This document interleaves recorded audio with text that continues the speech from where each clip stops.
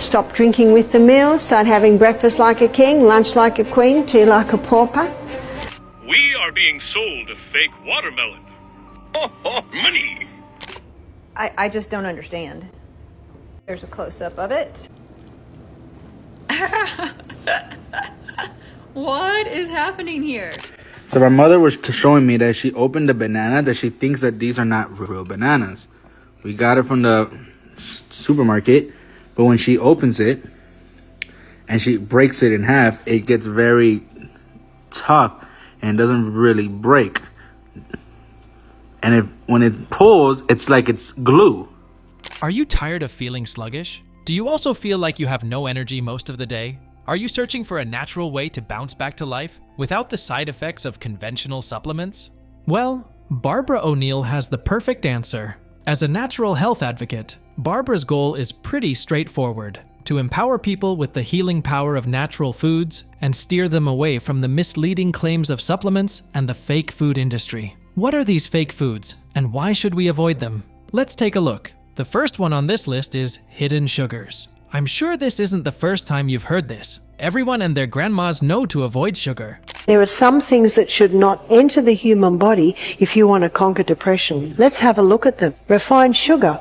You see, while sugar gives us energy, too much added sugar can cause health problems. Eating lots of sugar can lead to weight gain and obesity because sugar is high in calories but low in nutrients. And if you use simple math, you'll know that consuming more calories than you burn can result in weight gain. Obesity is a major risk factor for chronic diseases like heart disease, stroke, type 2 diabetes, and some cancers. And that's not all. Eating a lot of sugar can also increase your risk of type 2 diabetes. Sugar spikes your blood sugar levels, and over time, this can lead to insulin resistance. That's important because insulin helps move sugar from the bloodstream into cells for energy. If cells become less responsive to insulin, blood sugar levels stay high, increasing the risk of type 2 diabetes. Here's what Barbara says about sugars and diabetes. What is causing diabetes now?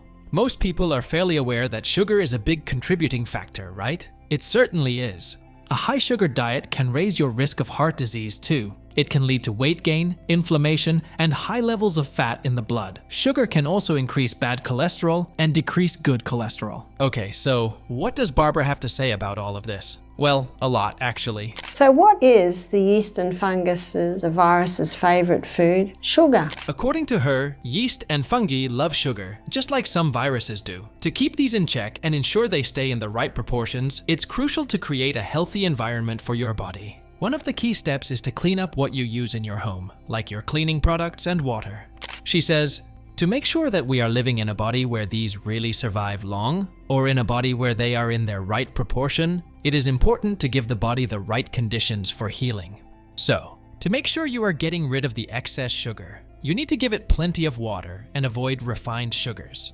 She also advises to cut down on refined sugars. If you need something sweet, choose natural options like honey, maple syrup, or fruits. Besides diabetes and heart issues, excess sugar can also cause fatty liver disease. When your liver gets overloaded with fat from too much sugar, it can lead to non-alcoholic fatty liver disease. Sugar is also a major cause of tooth decay. Bacteria in your mouth feed on sugar and produce acid, which erodes tooth enamel and leads to cavities. Next up on the list of foods to avoid is artificial sweeteners. Designs us to get energy from the food we eat that's giving us glucose to feed our cells. You see that?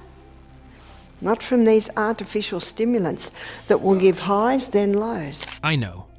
First, I talk about banning sugar, and then while you're thinking about replacing your Coke with Coke Zero, I tell you to avoid artificial sweeteners as well. It's not me, it's what Barbara wants us to do. You see, artificial sweeteners come with their own set of concerns. Some studies suggest they might disrupt metabolic processes, which could lead to weight gain instead of weight loss. There's also worry about their impact on gut health, as they might negatively affect the gut microbiome, which is essential for digestion and overall health. Another issue is that artificial sweeteners might increase cravings for sweet foods, potentially leading to overeating. While regulatory bodies like the FDA approve these sweeteners for use, some studies and experts question their long-term health effects. Plus, Barbara has even related the use of these sweeteners to depression. According to her, these sweeteners lower some hormones, which ultimately results in a lower blood glucose level. This means that your brain doesn't have enough energy to function properly, and that might lead to depression. Has an exercise for 10 years, so that's worn out. The person's was on the pill for 10 years, and high estrogen opposes thyroid function. Doesn't say that on the packet of the pill, does it? So, while artificial sweeteners might seem like a good alternative to sugar, it's important to consider these potential drawbacks and approach their use with caution. Next up on the list of foods you need to avoid are processed meats. You see, while meat is inherently good for us, processed meat isn't. It's full of things you don't want to put in your body, folks. According to Barbara, first of all, you need to avoid processed meat, poultry, and seafood. A one-lined answer for them. She said it's real easy. God made it good, man mucked it up. End of story. Processed meats like sausages, ham, and bacon are linked to high blood pressure, heart disease, and bowel cancer. In the short term, contaminated meat, poultry, and seafood can cause food poisoning if not handled properly. Barbara advises buying products from trusted sources and ensuring they are stored and prepared correctly according to package instructions and use-by dates. Processed meats like salami, hot dogs, and bacon are now known to be top carcinogens. These meats can cause inflammation in the body and have high salt levels, which are linked to various diseases. Animals raised with antibiotics also contribute to health concerns. Opting for organic and free-range meats is a healthier choice. Additionally, burnt meats contain carcinogens that some studies suggest increase cancer risk. Cured meats, such as sausages, ham, and hot dogs, often contain nitrites or nitrates, which have been associated with certain cancers, pregnancy issues, and higher levels of toxins in the blood. Moreover, the saturated fats in processed meats like hot dogs are linked to heart disease, diabetes, and some cancers. Choosing healthier meat options and being mindful of how meats are prepared can help reduce these health risks. Alright, are you ready for the next food on the list? Trans fats. Now, 100 years ago, the only two vegetable oils used were olive and coconut, because they're the only oils that are extracted from the flesh of the plant. Trans fats are the worst type of dietary fat for your heart health. They harm you in two major ways. They raise your bad cholesterol and lower your good cholesterol. According to Barbara, LDL cholesterol is like sticky gunk that builds up in your arteries, narrowing them and making it harder for blood to flow. This increases your risk of heart attack and stroke. On the other hand, HDL cholesterol acts like a janitor, picking up excess LDL cholesterol and taking it back to your liver for disposal. With lower HDL levels, bad cholesterol has more opportunities to clog your arteries. This harmful effect on cholesterol is why trans fats are considered the worst type of dietary fat. Eating them regularly greatly increases your risk of heart disease, the leading cause of death worldwide. Trans fats primarily increase the risk of heart disease and stroke by clogging arteries and hindering blood flow. They may also be linked to an increased risk of developing type 2 diabetes and can promote inflammation in the body, which is a risk factor for various chronic diseases. Many countries, including the US, have banned artificial trans fats in processed foods. However, it's still smart to be cautious because small amounts might be naturally present in some meats and dairy products. So your sunflower oils, your safflower oils, your peanut oils, they've already been destroyed. And they're in clear bottles, plastic bottles. To minimize trans fats in your diet, read food labels and look for partially hydrogenated oils, which indicate the presence of trans fats. Limit processed foods, as they are the biggest culprits, and opt for whole foods like fruits, vegetables, and lean proteins. Choose healthy fats, such as unsaturated fats from avocados, nuts, and olive oil, which are good for your heart. By avoiding trans fats and making smart choices about the fats you consume, you can significantly reduce your risk of heart disease and other chronic conditions. Now, another food that you need to avoid is GMOs. GMO stands for genetically modified organism. It means plants, animals, or microbes that have had their genes changed in a way that doesn't happen naturally. Unlike traditional breeding, which involves choosing organisms with certain traits over many generations, genetic modification lets scientists directly change or add specific genes to get desired results. Now, just hear what Barbara has to say about GMOs.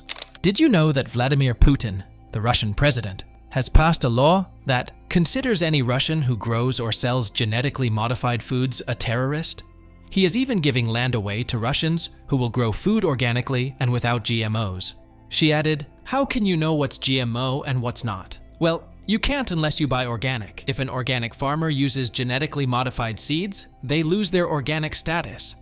So if we use soy, it's always non-GMO, organically grown. She even advises us to grow as much of our food as we can. According to her, the more people who buy organic, the more organic options will be available. Did you know that one organic tomato can give you 9 times the iron of a conventionally grown tomato? You see, even though organic food is more expensive, you get much more value for your money. Now folks, you tell me, after learning all of this, would you even dare go close to something that's been genetically modified? Moving on to pesticide residues. I mean, this one is a no-brainer. If something is made to kill bugs, surely it's bad if it goes inside our bodies as well, right? The ideal pesticide would destroy its target pest without causing any negative effects on humans, non-target plants, animals, or the environment. However, pesticides are not perfect, and their use can have health and environmental effects. Take copper sulfate, for example. This pesticide destroys fungi and some weeds. Although it's classified as a biopesticide, it's industrially produced and can be toxic to humans and the environment at high levels. These pesticides can also have severe adverse effects on your body on a cellular level. When absorbed by your body, chemicals left on your fruits and veggies can alter your genes.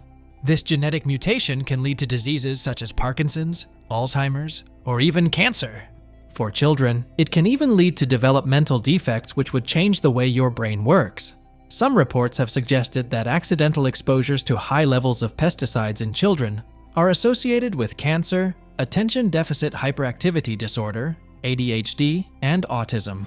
Okay, so Barbara has said that we need to eat natural green foods, but how do we do that if they have been sprayed with pesticides? Well, according to her, you should wash and clean your greens properly before you eat them. Cooking and peeling vegetables and fruits can be a great method of decreasing pesticide levels. You could also grow your fruits and vegetables at home or shop at local farmers markets. Now, moving on to some other things you need to run away from. Refined grains. There are health concerns with refined grains. The quick blood sugar spikes and crashes can lead to increased hunger and overeating, contributing to obesity and weight gain. Regular consumption of refined grains may also increase the risk of developing type 2 diabetes because they affect blood sugar regulation. Some research suggests a link between eating refined grains and an increased risk of heart disease. Hybridized wheat. In the 1950s, wheat went through the hybridization process.